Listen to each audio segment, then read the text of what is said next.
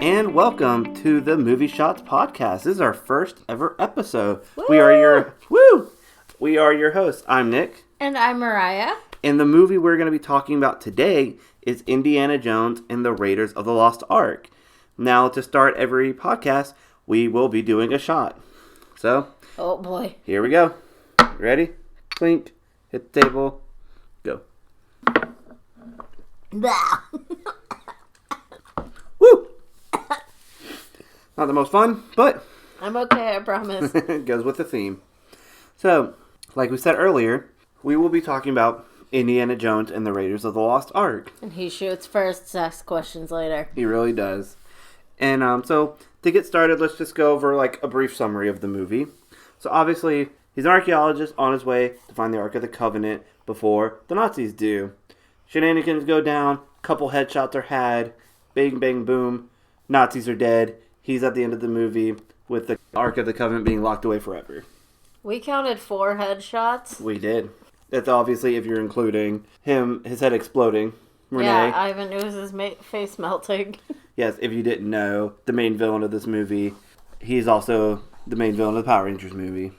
So let's kind of go over our cast and just kind of talk about our main ones. What?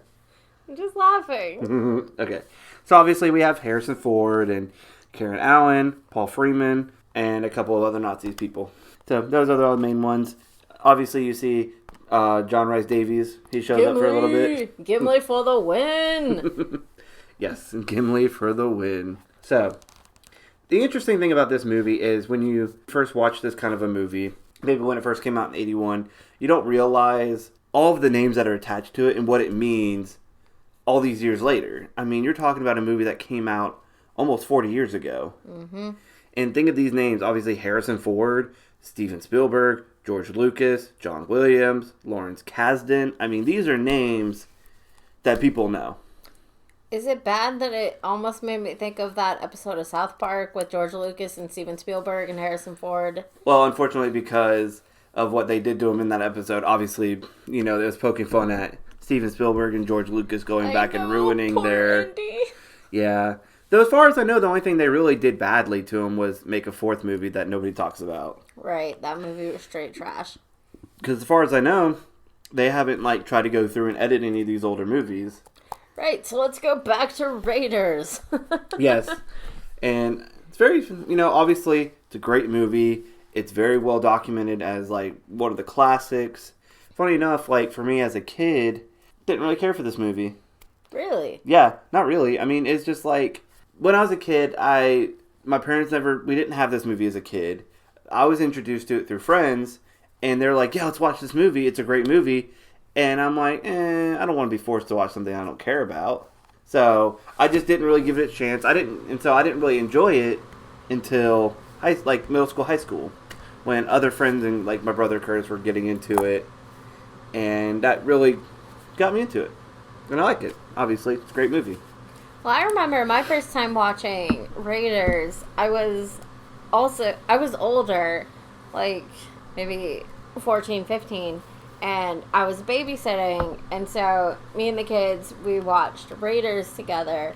And then, like, the 2 younger kids went to bed, and me and the second oldest kid stayed up and watched The Last Crusade. Another good one. Oh, yeah, double marathon of the 2 best, in my Indy. opinion. I don't know why we skipped Temple of Doom. I didn't see Temple of Doom until way later. And that blew my mind and, like, scared the crap out of me. I mean, if I'm being honest, I've still never seen Temple of Doom. Say what? I know, right? I have seen this one, The Last Crusade, and the one that shall not be named. Dude, I hate the one that shall not be named. It, obviously, I mean, that's not what we're going to talk about, but obviously, it is what it is. They tried to bring it back. I don't know why they're making a 5th one, even though... Wait, what? Yes, they are making a 5th one, but they have, as of today, as far as I know, James Mangold is the one that's attached to write it and direct it. He did, like, Logan, Ford v Ferrari recently. Those are great movies.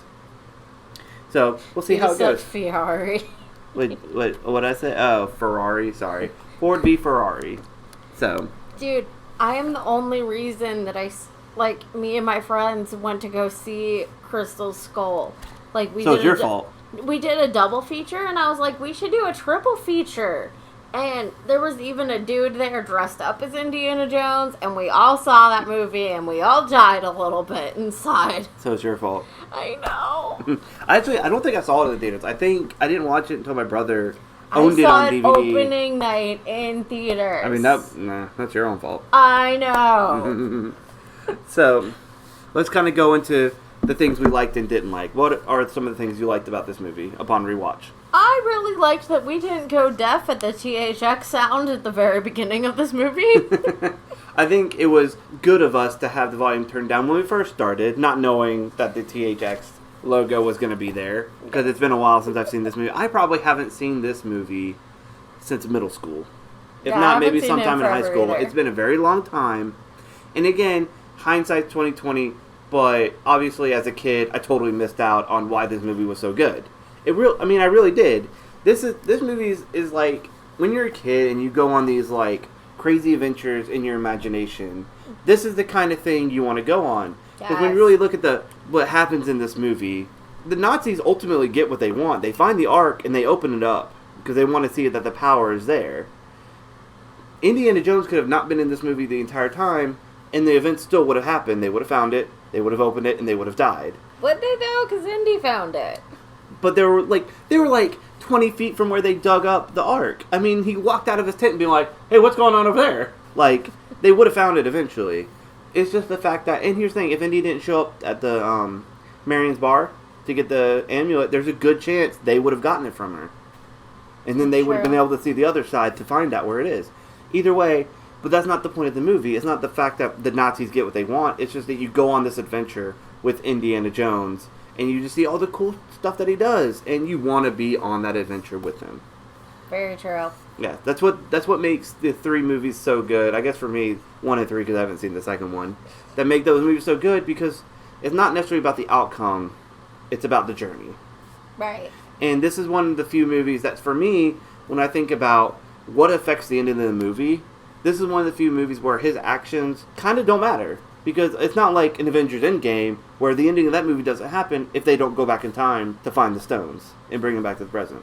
Mm-hmm. It just doesn't happen. So, fun stuff though. But obviously, considering this movie came out in 81, they used so many practical effects, this movie still holds up in terms of looks, even though your favorite line... Holy CGI, Batman. Yes. Even with that line, it still looks good. Like, you're talking about almost 40 years later. There was only like 2 scenes where I was like, holy CGI, Batman. Yeah, but again, that's 40 years later that maybe you're like, oh, that just doesn't hold up anymore. But when this came out in like the 80s, that must have been like mind-blowing the way it happened to Balrog at the end of the movie. I'm pretty sure that was his name. Balrog. Yeah, close enough. Is that how you pronounce it? Bellloq. Yeah, I'm pretty sure Indy said Balak. Yeah. Well, we can always just call him Renee for now. Or Ivanus, whichever's easier. Ivanus it is. But overall, like this movie, there's really not much in terms of bad. I mean, Alfred Molina shows up as a total pansy and is not the Doc Ock we know him as. Yeah, but he still has to deal with spiders, so, you know, and he just can't get away. And he is like Dr. 8 Million Arms and not Doc Ock.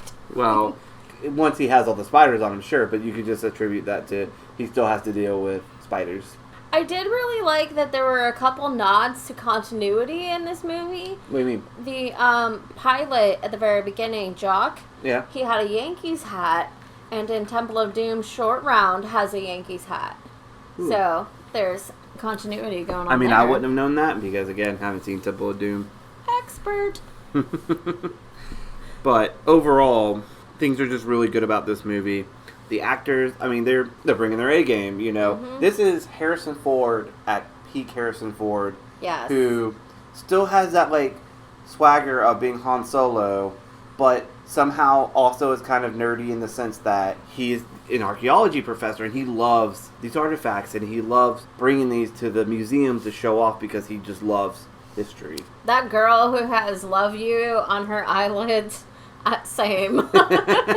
Same. Oh, yeah. He's totally like... I mean, he doesn't get that many shirtless moments unless he's got the attraction there. It just... Otherwise, it would be pointless. Right. I did also notice that, like, Indiana Jones, when he was a professor, like, Milo from Disney's Atlantis looked almost exactly the same. Like, to carrying around giant rolls of parchment and glasses. Had the glass, yep. Yeah. Had the vest going on. Mm-hmm. Obviously, the difference would be that Indiana One's Jones... Harrison Ford. Well, besides that, is just the fact that one is respected for what he's doing, the other one was just kind of thrown in the gutter a little bit. Because Milo in that movie was totally just like, you work here, but you just live in the basement. And I remember when I was little, and my mom, like, showed me Star Wars, and I thought Luke was really cute. And my mom's like, what's wrong with you? Harrison Ford is drop dead gorgeous. And I think that's a part of growing up, is realizing, yeah, Luke is cute, but Harrison Ford. Because even as Indiana Jones, he's still, like, amazeballs. Yes. I mean, again, they went after him for very specific reasons. Obviously, acting's great, but you need somebody that has the charisma for this kind of role. Because Indiana Jones just doesn't work without that kind of charisma. And that is why charisma is a stat in D&D. Very true. You definitely need it. So, were there any things you didn't like about this movie? I don't know. I mean, it's really good and just, like, I don't know. I was captivated the whole time. Mm-hmm. Like, yeah. I mean, I agree. I think this is a movie that has very few flaws. There's a reason why when something like the movie that shall not be named came out, that it just ripped the reputation apart for these kind of movies. Because these movies very much, not that they're scrutiny proof, I just think that any kind of, like, problems you have with these movies are just nitpicks. Like, everything's really good about it. The cinematography, everywhere they went for locations, the actors, even the score's really good. I mean, this is another one of those John Williams iconic scores, regardless of the fact that you have those moments where it kind of sounds a little Star Wars-y. Oh, is this Princess Leia's theme? Where Marion has her hair in braids and is wearing a white dress? Very much. It's very much like for the first, couple notes, it's just waiting. And then it changes, maybe going up in terms of, notes versus down to hit those iconic sounds. But overall, very good. And, of course, since it is Steven Spielberg, George Lucas, gotta have the Wilhelm scream in there. Very hard to miss. God. It was just there, and it was great. And this movie is just chucked with iconic shots in general that obviously get lifted all the time.